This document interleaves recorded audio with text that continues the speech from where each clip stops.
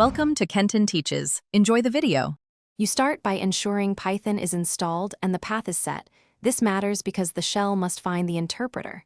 Once done, pick an editor you are comfortable with. Create script, py, and add a simple print hello. Then run Python script, py or PyScript. Py. Doing that immediately shows output and confirms environment. Make sure virtual environments are not interfering with the Python command you intend to use. Now you expand control. Run in interactive or script mode depending on needs. Use Python U to avoid buffering when streaming logs to another process.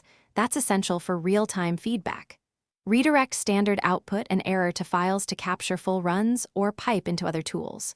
For structured output, switch print statements to the logging module. It gives you levels, timestamps, and formatters. Once configured, rerun and inspect files so you know exactly what happened and why. To finish, make outputs predictable. Return proper exit codes with sys. Exit so callers know success versus failure. Run inside a virtual environment and in CI to validate results across machines. Once done, log structured data for parsing later.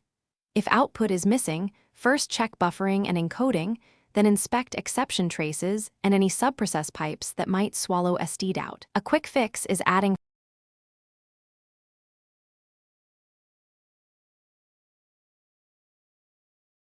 Thanks for watching. Please subscribe if this video was helpful.